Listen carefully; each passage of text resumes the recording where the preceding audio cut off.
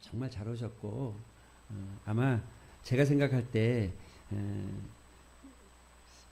오신 분들 중에는 꼭 한 번만 와달라고 그래서 어쩔 수 없이 오신 분도 있고 또 어떤 분은 기다렸을지도 모르겠어요.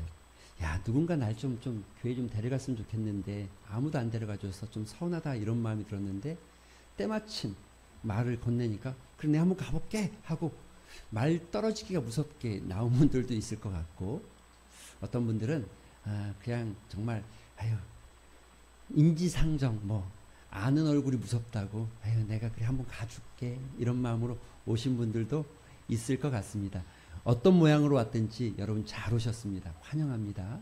진심으로 축복하고 저희가 뭐 여러분을 모시는 것은 그저 그냥 뭐 교회를 좀 간혹 이런 분들이 있어요. 교회를 막 전도하고 이런 분들을 보면 어떤 분들이 이렇게 생각하는 것 같아요. 교회를 막 크게 키우고 성장시키려고 전도다니나 보다 이렇게 생각하시는 분들이 있어요.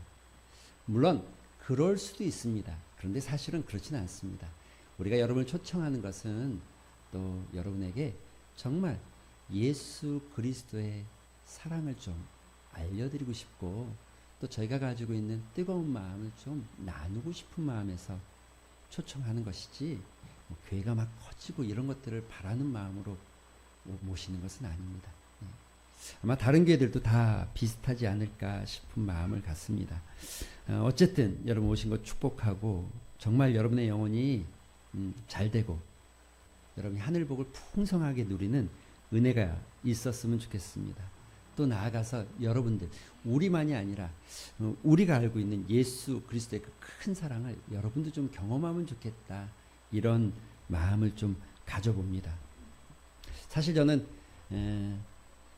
모든 우리 성도들이 각자의 예수님을 만난 그 뜨거운 사랑을 경험한 이야기들이 많이 있지만 제 얘기를 조금 한다고 하면 사실 저는 서울 댁입니다. 서울에서 살았고 서울이라는 곳 외에는 벗어나 본 적이 없는데 어쩌지 하다 보니까 진주까지 왔죠. 서울 용산구 청파동에 이 청파 초등학교라는 곳, 지금은 초등학교지만 그때는 국민학교였죠.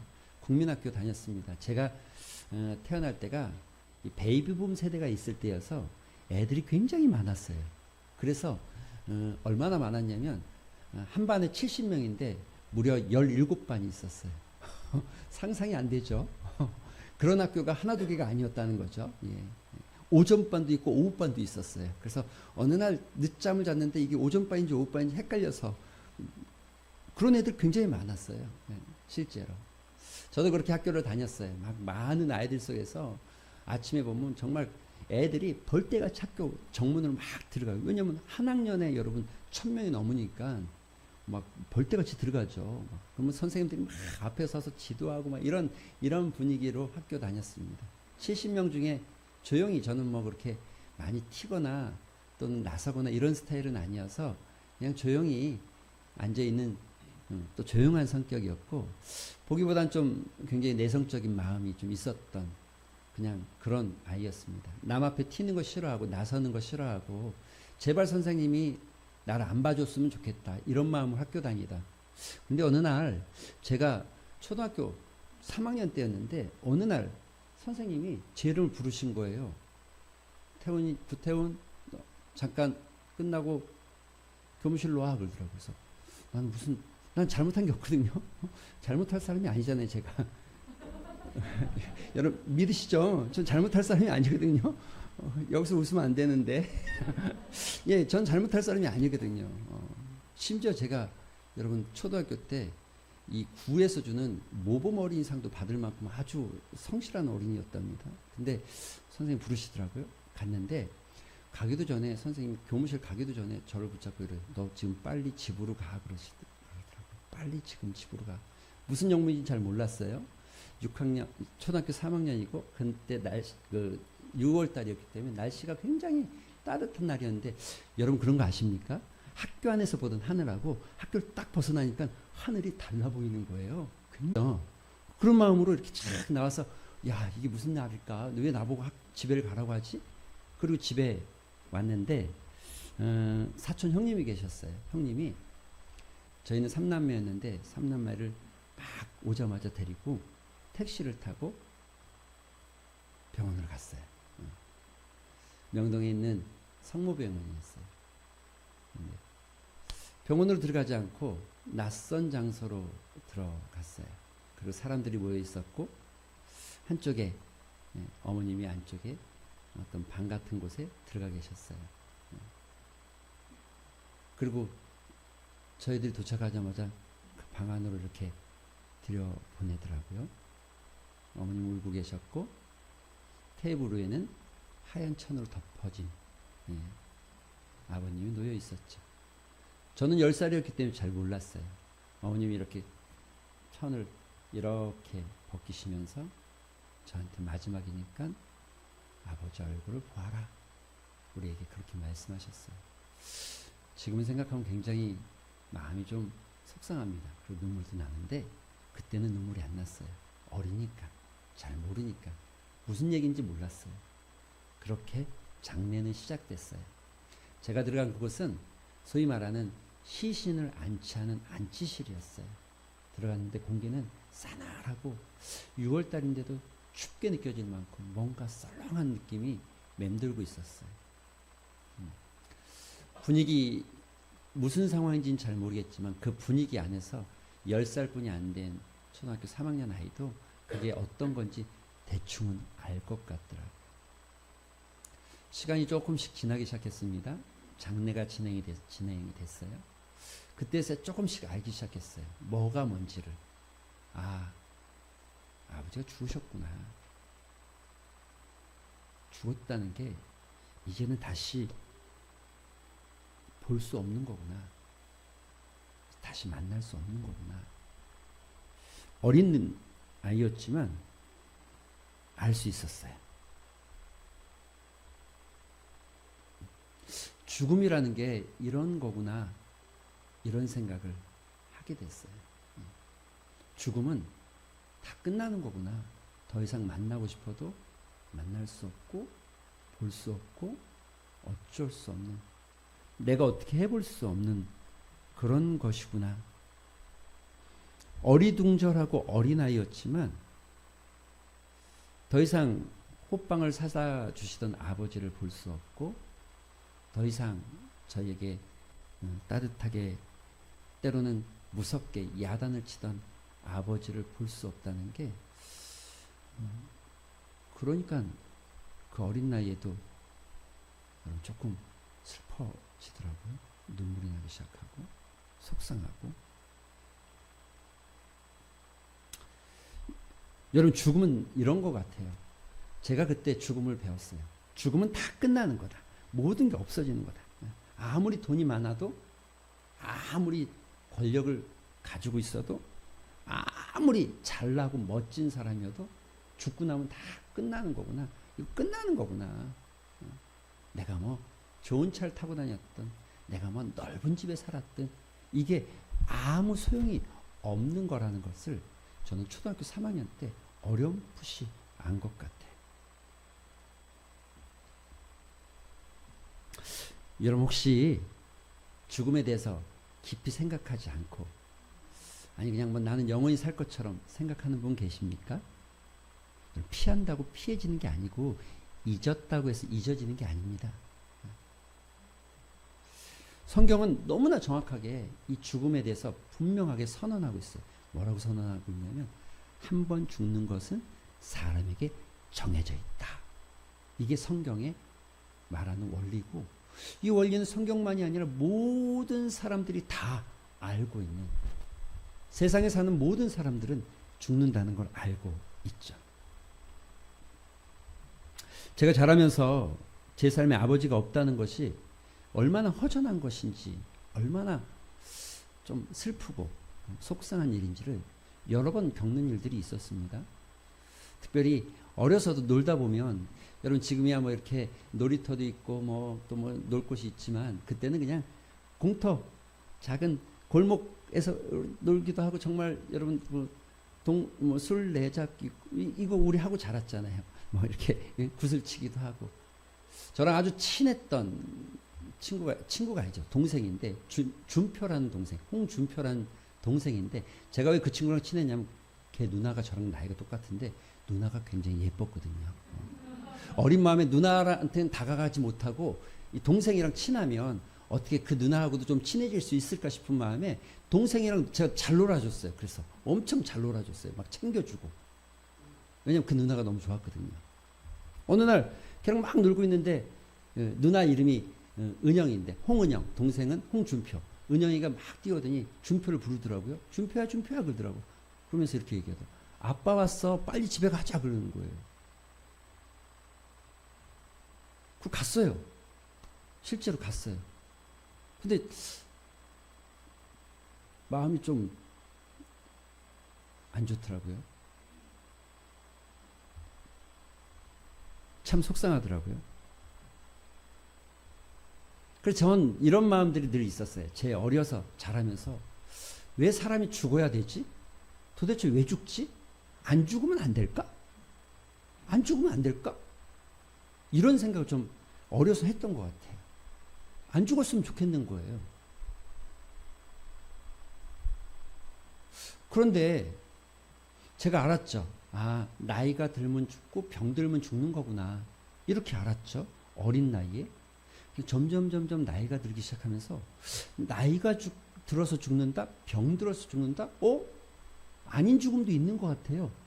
죽음이 너무너무 다양한데 여러분 꼭 나이 들어서 죽거나 또 꼭 병 들어서 죽거나 그렇지 않아도 어떤 사고와 어떤 재해와 어떤 일들 때문에 갑작스럽게 죽음에 찾아오는 경우도 참 많더라는 거죠. 왜 죽어야 되지? 왜 죽음이라는 게 찾아오지? 답을 찾기가 어려웠어요. 그런데 어느 날 교회 목사님 설교 속에 이런 이야기를 하더라고요. 죽음은 죄의 싹시야. 죄의 대가가 죽음이야.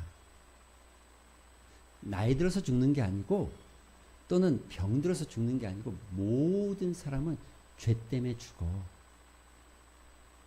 야고보서라는 곳에는 또 이렇게 기록됐어요. 욕심이 잉태하면 죄가 되고 죄가 자라나면 죽음에 이르게 하는 거야. 제가 비록 어렸지만 물론 그것을 깨닫기 시작할 때는 어린 나이가 아니었죠. 예, 사춘기를 넘어서기 시작할 때인데 그런데 죽음의 진짜 이유가 무엇인지를 알기 시작했어요. 사람이 죽을 수밖에 없는 것은 죄가 있기 때문이구나. 욕심이라는 것이 커지기 시작하면 그것이 죄를 짓게 만드는구나. 여러분 우리가 살고 있는 사회를 자본주의 사회라고 합니다. 자본주의 사회는 두 가지로 정의내릴 수 있습니다. 하나는 인간의 욕망을 채우는 것이고 그 욕망을 물질이라는 것으로 채우는 사회를 자본주의 사회라고 합니다. 맞죠? 제 정의가 틀리지 않죠? 그러니까 인간이 가지고 있는 욕심과 욕망을 물질이라는 것으로 채우는 사회를 자본주의 사회라고 합니다. 공산주의 사회는 좀 다르겠죠? 또 다른 사회는 또 다르겠죠? 그런데 의문점이 들었어요. 진짜 욕심이라는 것으로 내 마음에 있는 것을 다 채우고 돈으로 내가 많은 것들을 누리기 시작하면 진짜 사람은 행복해질까? 진짜 행복할까? 수많은 광고와 수많은 글과 수많은 이야기 속에서 자본주의 사회에서는 돈이 행복이라고 말하지만 진짜 돈이 행복 맞습니까? 돈 많으면 행복합니까? 여러분 돈 많아서 정말 행복합니까? 마음이 막 평안하고 마음에 기쁨이 가득하고 여러분 막 감사가 넘쳐나고 그렇습니까?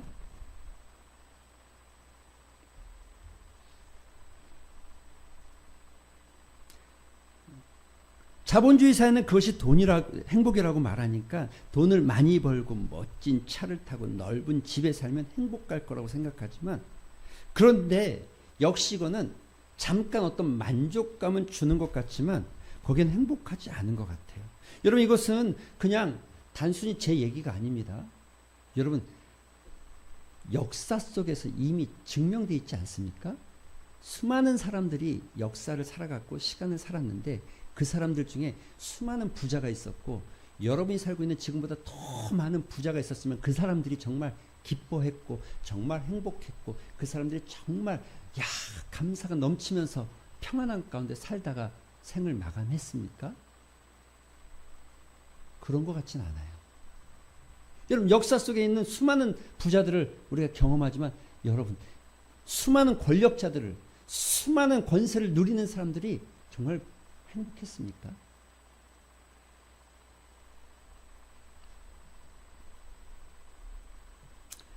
우리가 다 알고 느끼지만 또 성경에도 잠언이나 전도서라는 것을 통하여서 그것이 아니라는 것을 분명하고 정확하게 이야기하죠. 예수님을 만나면 예수님 만난 사람들이 참 많습니다. 세상에는 예수님을 만나고 알고 있는 사람이 굉장히 많습니다. 저희 교회도 있지만 다른 많은 곳에도 예수님을 만난 사람이 많죠.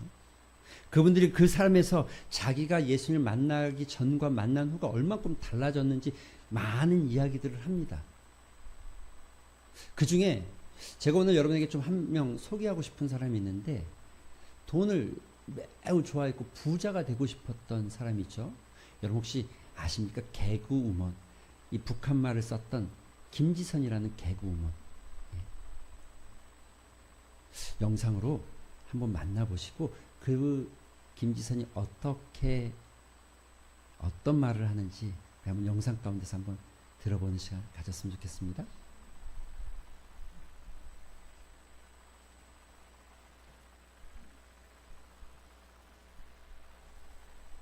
부자 되는 게 제 목적이었어요. 그냥 삶의 목적이. 정말 그렇게 소리 하나만 커지. 엄청나게 버는데 하나도 기쁘지가 않은 거예요. 그때 당시 정말 너무 힘이 들어서 정말 죽고 싶었거든요. 어떡하면 좋지? 근데 그때 하나만. 사실은 제가 제 발로 교회를 찾아갔어요. 근데 너무 외로워서. 예, 그 엄마도 바쁘셨고 아빠도 바쁘셨고 그리고 제가 사실은 북한 사투리로 데뷔를 했거든요. 대학교 1학년 때 연예계 등장을 딱 했는데 뭐 되게 화려한 직업이잖아요. 그런데 무대에서 내려오면 그렇게 쓸쓸한 직업이 이 연예계 생활이에요. 외롭고 쓸쓸하고 뭐 공허하고. 그런데 제가 가장 힘들었을 때가 넷째 아이 출산하고 나서 심한 우울증을 겪게 됐어요. 일이 갑자기 너무 많아지고 그러면서 사실은 제가 그때 항상 기도했을 때가 그 어렸을 때 좀 부유하지 못한 가정 속에 살아서 제가 그렇게 통장이 채워지기를, 그러니까 정말 이렇게 나 부자 되는 게 제 목적이었어요. 그냥 삶의 목적이. 근데 그때 당시 진짜 한 달에 많은 분들께서 놀랄 수도 있는데 거의 한 2억을 막 벌 정도로 2억 3억을 벌 정도로 그때 막 대박이 났었어요. 정말 그렇게 돈을 막 엄청나게 버는데 하나도 기쁘지가 않은 거예요.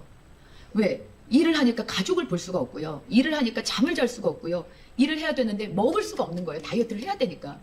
제가 집에 와서 자요. 그런데 애들은 오랜만에 엄마를 보니까 엄마하고 깨우니까 그러면은 애들이 보고 싶었던 애들을 보면은 즐거워야 되는데 내가 이 소중한 내 잠을 깨웠다는 거예요. 화가 나는 거예요. 그래서 애들 안 데리고 가! 막 이러면서 소리를 지르고 거의 미친 사람이 돼가는 거예요. 제가 어느 날은 가만히 생각을 했어요. 내가 그 원했던 그 돈이 차곡차곡 쌓이고 있는데 왜 난 이렇게 미쳐가지? 나는 왜 이러지? 어떡하면 좋지? 그런데 일을 그만둘 순 없잖아요. 하고 있었던 일이니까. 근데 하루는 또 일을 하러 나가야 되는데 매니저가 뻗어버린 거예요. 너무 스케줄이 많으니까 오질 못했어요. 근데 이제 방송에 생방송에 나가야 되니까 제가 제 차를 가지고 운전을 하고 가는 거였어요. 운전을 하고서 방송을 끝내고 그러고서 제가 제 차로 이제 집에는 갖다 놔야 되니까. 근데 매니저가 늦게 와가지고 제 앞에서 막 미안해가지고 그러는데 집에서 만나! 막 이러고서 집으로 딱 갔는데 제가 막 이 올라오는 화를 막 참지를 못하고 막 운전을 막 험악하게 하는 거예요. 그러다가 제가 앞차를 들이받아요. 트럭을 딱 들이받고 나서 트럭 운전사가 나왔는데 제가 들이받은 거니까 제가 가해자잖아요. 근데 트럭 운전사가 나오죠. 아우 저한테 이렇게 오는데 제가 그때 차에서 뭐 어떻게 하고 있었냐면 미쳤어. 그러면서 제가 계속 제 머리를 때리고 있으니까 이 사람이 정말로 제가 미친 여자인 줄 알고 저는 괜찮습니다 그러고 가시더라고요. 그러니까 매니저도 와가지고 누나 괜찮으세요? 그러는데 제가 계속 미쳤어 그러니까 어떻게 할 바를 모르는 거예요. 근데 그때 제 마음에서 이렇게 올라오는 음성이 있더라고요. 지선아 너 이러다 진짜 죽는다. 내가 이 사고로 너를 막았다. 나 죽는 거, 너 죽는 거 원하지 않는다.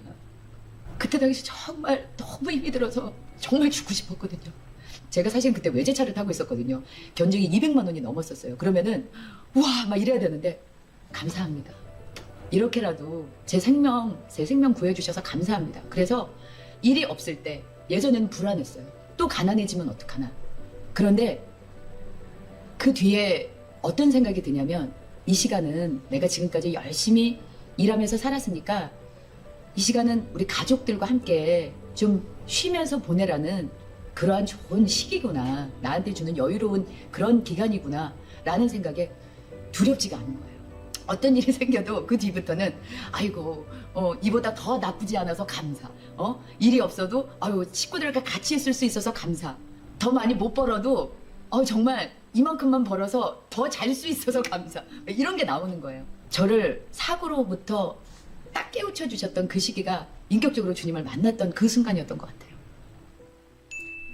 여러분, 김지선 씨의 작은 이야기가 여러분에게 어떻게 다가가는지 모르겠습니다. 돈만 보고 앞을 달려가다가 하나님이 그 삶에 사고를 통해서 깨닫게 하고 알게 하신 은혜. 사실 저도 아버지가 일찍 돌아가셨기 때문에 돈 많이 벌고 싶었어요. 돈 많이 버는 게 제 꿈이었어요. 동일한 성공하고 싶었고 성공해서 어머니 잘 모시는 게 제 욕심 중에 하나입니다. 나름 열심히 살고 나름 열심히 최선을 다했죠. 그런데 제가 89년 고등학교 3학년 때 그때 우리나라의 그 올림픽 88 올림픽 때 양영자, 현정아 금메달 따고 윤항규 금메달 따고 탁구가 엄청 막 붐이 일었잖아요. 11월 달인데 학력고사, 지금은 수능이지만 그때는 학력고사였죠. 아마 12월, 제 기억에 그 당시 12월 15일인가 이때 학력고사를 봤던 걸로 기억이 납니다. 근데 학력고사 얼마 안 남겨놓고 그냥 이제 탁구장에 한번 놀러 갔어요. 탁구장에. 탁구를 막 이렇게 딱 치는데 한 40분 좀 쳤을까요? 제가 탁구 조금 쳤거든요.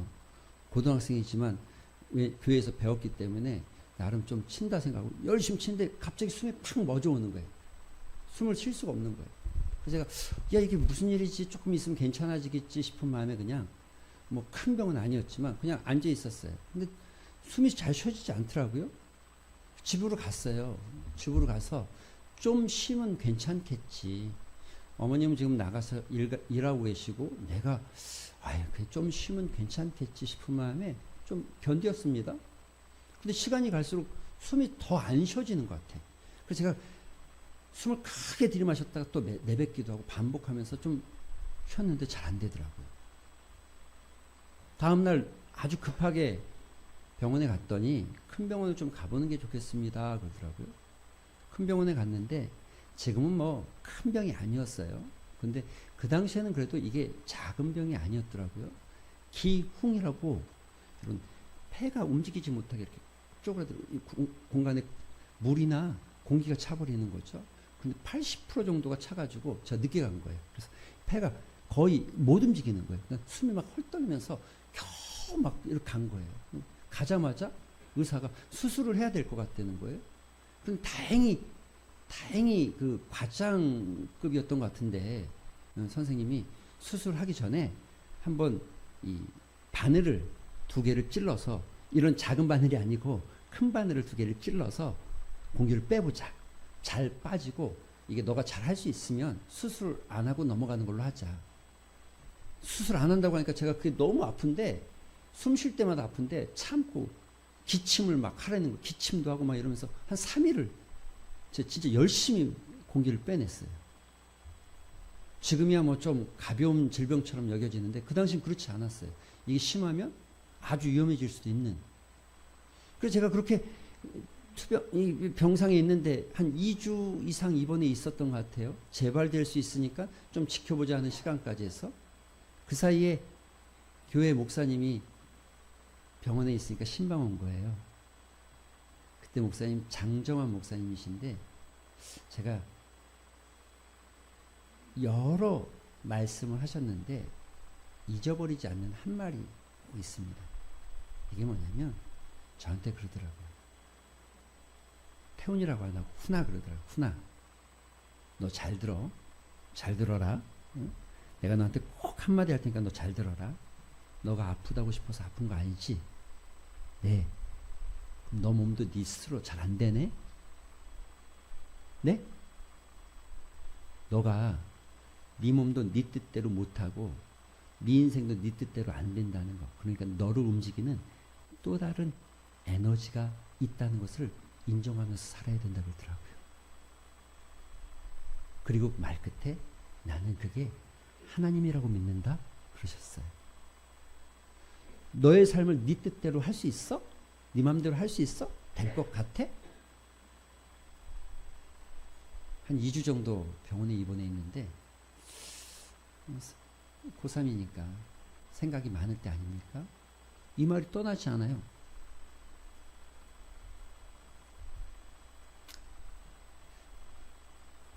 여러분 오늘 여러분 제가 잠깐 읽어드린 본문의 이야기로 비슷한 얘기입니다. 옛날에 베드로라는 그 사람의 직업은 어부입니다. 어부. 어느 날 물고기를 잡으려고 진짜 열심히 땀 흘렸어요. 죽을 둥 살 둥 있는 힘을 다해서 땀 흘렸어요. 그런데 한 마리도 잡지 못했어요. 그래서 좌절하고 낭망하고 그저 어찌할 수 없어서 그래도 내일의 희망을 걸고 혹시 내일은 잡을 수 있을까 싶은 마음에 그물을 손질하고 깃고 있어요. 근데 예수님이 오셨어요. 그리고 이렇게 말해요. 너 깊은 데로 가서 그물 내려봐라. 그래요. 아마 베드로는 말씀에 의지해서 내렸습니다. 이렇게 돼 있지만 사실은 절망했을 거예요. 아유, 해도 안 되는데 뭐 그 까짓것 안 될 건 알지만 이래도 안 되고 저래도 안 되니까 당신이 한번 해보라고 하니까 내가 한번 해보기는 할게요. 이런 마음으로 그물을 내렸던 것 같아요. 그런데 그물을 내리자마자 한 마리도 못 잡았던 그 베드로가 그물이 찢어질 만큼 잡은 거예요. 자기 혼자 끌어올릴 수가 없어서 동료들을 불러서 같이 끌어올릴 만큼 어마어마한 물고기를 잡은 거예요. 여러분 이렇게 물고기 많이 잡으면 어떤 생각이 듭니까? 아마 저는 이랬을 것 같아요. 선생님 감사합니다. 당신 때문에 내가 큰 돈 벌었습니다. 내가 당신에게 한몫 좀 띄워드리겠습니다. 나랑 같이 동업하시면 내가 또 물고기 많이 잡아서 당신 일 도와주겠습니다. 뭐 이런 정도 얘기할 것 같아요. 그런데 베드로의 고백이 그렇게 안 했어요. 자포자기하고 절망하고 내가 아무리 해도 안 됐구나라고 생각하고 낭망하고 그 자리에서 그저 내일의 희망을 걸어보면서 오늘도 그물을 깃고 있다가 뜻하지 않은 많은 물고기를 만나자 베드로는 이렇게 말했어요. 주님께. 주님, 저는 죄인입니다. 저를 떠나세요. 여러분 이 말이 이해가 되세요?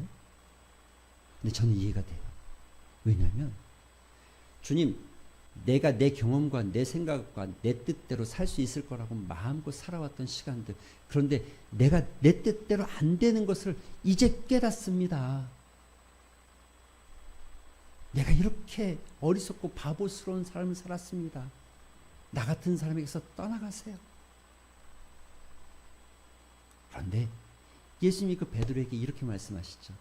베드로야, 이제는 너가 물고기 잡는 인생이 아니라 사람을 낚는 인생이 될 거야. 인생의 삶의 목적이 바뀌어졌어요. 저도 역시 마찬가지입니다. 그날 이후 그 말씀은 저한테 크게 와닿았고 저는 모태신앙이었지만 제 신앙의 정말 계기는 거기서부터 시작된 것 같아요. 목사가 되겠다는 꿈을 꿔본 적이 없어요. 한 번도 그런 생각을 해본 적이 없어요. 그러나 그날 이후 제가 목사가 되어졌어요. 많은 사람이 목사가 되면 돈을 많이 버는 직업으로 가끔 착각하는 일반인들이 있습니다. 그러나 대다수의 목사님들은 그렇지 않습니다. 어떤 분들은 정말 최저시급도 못 받으면서 목회 일을 감당하는 사람도 수없이 많습니다. 목사는 돈을 많이 버는 직업이 아닙니다. 그러나 저는 이 일이 너무 좋아요. 왜냐하면 돈이 많아서 좋은 게 아니라 이 예수님과 함께 내 삶의 새로운 목표를 가지고 살아가는 거, 내 삶의 새로운 희망을 갖고 사는 거, 내 삶의 새로운 은혜를 사모하며 사는 거, 너무 행복하고 너무 좋아요. 여러분, 저희가 여러분을 초대한 건 다른 이유가 아닙니다. 여러분, 여기 있는 성도들도 마찬가지입니다. 여러분에게 이 예배에 초대하기를 소망하는 마음은 그저 여러분의 인생이 조금 더 돈 많이 버는 인생 되길 소망하는 마음에서 여러분 부른 게 아닙니다. 여러분이 좀 아픈 곳이 치유되고 낫길 소망하는 마음으로 부른 게 아닙니다. 정말 여러분의 인생이 180도 바뀌어지길 소망하는 마음이 있습니다. 예수님 동일하게 오늘도 이렇게 말씀하십니다. 뭐라고요? 내가 문 밖에 서서 너희들의 마음의 문을 두들기고 있어. 너가 문만 열면 내가 너에게 들어갈 거야. 그리고 나는 너와 함께 살 거고 너는 나와 함께 살게 될 거야. 너는 문만 열면 돼. 거부하지 말고 문만 열면 내가 너에게로 들어갈 거야. 여러분, 오늘 혹시 오신 분들 중에 정말 이 음성이 들려져서 마음의 문을 열고 예수님을 여러분의 마음에 영접하고, 에이, 내 생각, 내 고집, 눈에 안 보이니까 없겠지라고 생각하는 그 고집에서 예수님을 영접하고, 정말 여러분이 주님과 함께 살기 시작한다면, 제가 말하는 이 말이, 김지선이라는 개구먼이 고백하는 이 말이, 수많은 사람들이 고백하는 그 말이 뭔지를 분명히 알게 될 겁니다. 그 은혜가 있게 되기를 소망합니다. 이 시간 같이 한번 기도하겠습니다. 잠깐 여러분 눈을 한번 감아 보시겠습니까? 그리고 다른 기도하지 마시고 이렇게 마음을, 기도할 줄 몰라도 괜찮습니다. 그냥 이렇게 그냥 편안하게 입으로 여러분의 마음으로 고백하셨으면 좋겠는데, 예수님 와주세요. 주님과 동행하며 살고 싶습니다. 나는 죄인입니다. 주님 동행하여 주세요. 나를 구원해 주세요. 여러분, 이 믿음의 고백, 잠깐 만약에 이 부족한 목회자의 이야기 속에서 어떤 깨달음이, 하나님이 여러분에게 어떤 깨달음의 은혜를 주셨다면 이 시간 그런 고백을 하는 기도 잠깐 우리 한 30절 정도 하는 시간 가진 후에 제가 여러분을 위해서 기도하는 시간 갖겠습니다. 기도하겠습니다.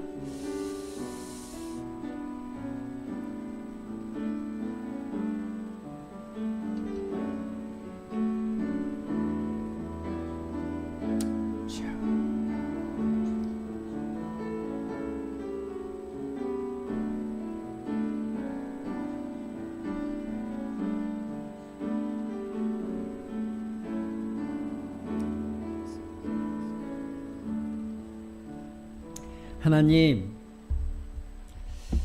사람들은, 세상은 자꾸자꾸 돈이 좋은 거라고, 돈이 있으면 된다고, 돈이 힘이라고, 그런데 아무리 많은 돈을 벌어도, 아무리 많이 성공하고 출세해도 여전히 우리 마음은 허전하고 공허하고 평안함이 없는 것을 보게 됩니다. 주님, 내 속에 들어와 주시길 소망합니다. 우리 가운데 들어와 주시길 소망합니다. 특별히 오늘 진주중앙교회 처음 나온 지체들 가운데, 그들의 심령 가운데, 그들의 영혼 가운데 임재하여 주시기를 소망합니다. 내가 아는 예수님, 우리가 아는 그 예수님을 오늘 새로운 모든 새가족들이 만나게 하시고 알아가게 하여 주시옵소서. 예수님의 이름으로 기도합니다. 아멘. 우리 다 같이 자리에 일어나셔서 마지막 찬양하고 제가 여러분 축복 기도하겠습니다.